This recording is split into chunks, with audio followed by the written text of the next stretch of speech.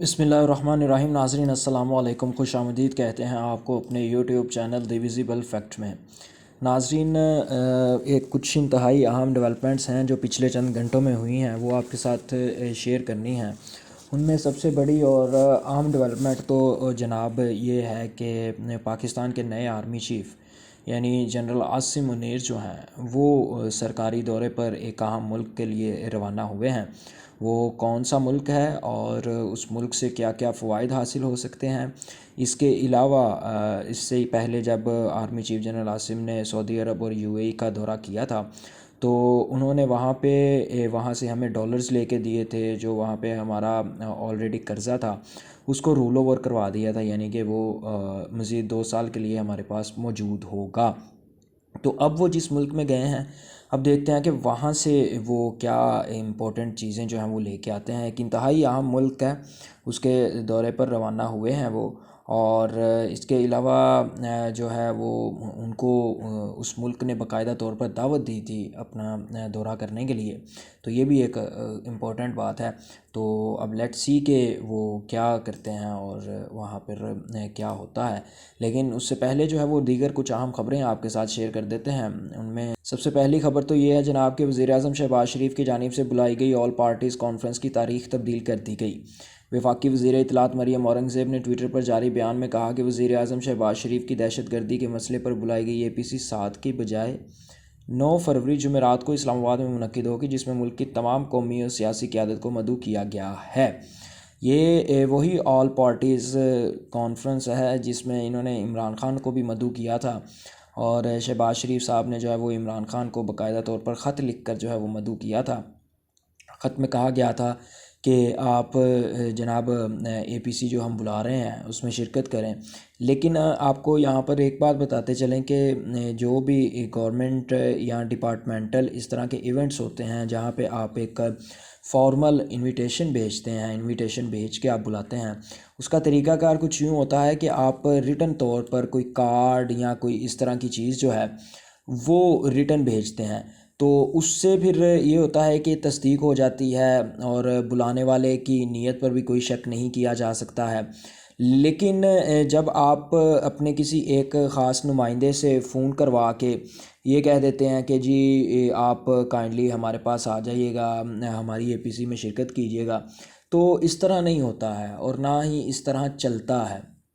اگر آپ کو چلنا ہے اور اگر آپ کو آگے بڑھنا ہوتا ہے یا اگر آپ کو کسی کو بلانا ہے فارملی طور پر، اس کو عزت دینی ہوتی ہے، تو آپ ایک ریٹن جو انویٹیشن ہے وہ بھیجتے ہیں، اور یہی طریقہ کار ہے پاکستان میں۔ ایک کیجول طریقے سے تو اگر ہم ایک دوسرے کو ملتے ہیں جب تو انہیں ہم کہتے ہیں تو وہ تو ہم کر سکتے ہیں، لیکن جب آپ ایک فارمل طور پر اور اتنی بڑی سطح پر یعنی کہ آپ نیشنل لیول پر ایک چیز کر رہے ہیں، اس کے لیے اگر آپ باقاعدہ ریٹن انویٹیشن نہیں بھیجتے تو یہ آپ کی نالائکی ہے، سب سے بڑی نااہلی ہے، اور اس پہ آپ کو غور و فکر بھی کرنا چاہیے کہ آپ یہ کیوں کر رہے ہیں اور کس وجہ سے کر رہے ہیں۔ اس کے علاوہ جناب ایک اور اہم خبر یہ ہے کہ پاکستان مسلم لیگ کے صوبائی صدر انجینئر امیر مقام کی صدارت میں مسلم لیگ نون خیبر پختونخوا کے عہدیداروں اور ذمہ داران کا صوبائی سیکریٹریٹ پشاور میں اجلاس ہوا، جس میں قومی اسمبلی کے ضمنی الیکشن میں بھرپور حصہ لینے کا فیصلہ کرتے ہوئے کاغذات نامزدگی جمع کرانے کا فیصلہ کیا گیا۔ اجلاس میں مریم نواز کے ایبٹ آباد اور پشاور کے دوروں کو کامیاب بنانے کے لیے حکمت عملی طے کر لی گئی۔ مشیر وزیر اعظم انجینئر امیر مقام نے اجلاس سے خطاب کرتے ہوئے کہا کہ بعد میں پارٹی قیادت جو بھی فیصلہ کرے گی اس کے مطابق آگے بڑھایا جائے گا۔ انہوں نے ملک کی موجودہ سیاسی صورتحال سمیت پارٹی کی تنظیمیں نو پر پارٹی عہدیداروں کے ساتھ تفصیلی تبادلہ خیال کیا۔ اگر آپ کو یاد ہو تو کچھ عرصہ پہلے جو ہے وہ جناب یہ خبر آئی تھی، تقریباً 2 سے 3 دن پہلے یہ خبر آئی تھی کہ PDM جو ہے وہ الیکشن میں حصہ نہیں لے رہی۔ جو ضمنی الیکشن ہو رہے ہیں 31 حلقوں پر قومی اسمبلی کے، ان حلقوں میں ضمنی الیکشن پر PDM اپنے امیدوار کھڑے نہیں کرے گی، بلکہ یہ راستہ جو ہے وہ عمران خان کے لیے کھلا چھوڑ دیا جائے گا۔ لیکن عمران خان بھی ان حلقوں پر اب الیکشن نہیں لڑ رہے۔ انہوں نے کہا ہے کہ جی میں ان 31 حلقوں پر الیکشن نہیں لڑ رہا، میری ساری توجہ پنجاب اور KP پہ ہوگی، کیونکہ یہ الیکشن جو ہیں وہ ضمنی الیکشن سے زیادہ ضروری ہیں۔ وہ اس لیے کہ ضمنی الیکشن جو ہونے وہ قومی اسمبلی کے ہونے، اور قومی اسمبلی جو ہے وہ 6 ماہ کے بعد ٹوٹ جانی ہے، اس کا فائدہ نہیں۔ اگر پنجاب اور کے پی میں دوبارہ مینڈیٹ ملتا ہے تو وہ 5 سال کا مینڈیٹ ہوگا، یعنی کہ 5 سال کے لیے حکومت بنے گی۔ تو اس لیے ضروری ہے کہ پنجاب اور کے پی کے الیکشن جیتنے کی جو ہے وہ کوشش کی جائے، نہ کہ ضمنی الیکشن، کیونکہ ان کا فائدہ نہیں ہے۔ تو اب جب عمران خان نے اعلان کیا کہ وہ الیکشن نہیں لڑ رہے، تو اس کے بعد پھر نون لیگ نے یہ فیصلہ کیا کہ ہم جو ہے وہ الیکشن لڑیں گے، لیکن پارٹی جو قیادت ہے یا مرکزی پارٹی جو ہے اس کی طرف سے ابھی تک کوئی اعلان نہیں کیا۔ یہ جو امیر مقام صاحب نے اعلان کیا ہے، یہ انہوں نے خود کیا ہے اپنے بل بوتے پر، صرف کے پی سے کیا ہے، ٹھیک ہے۔ تو یہ ایک اپڈیٹ تھی۔ اس کے علاوہ جناب ایک بری اپڈیٹ کچھ آپ کے ساتھ شیئر کر دیں۔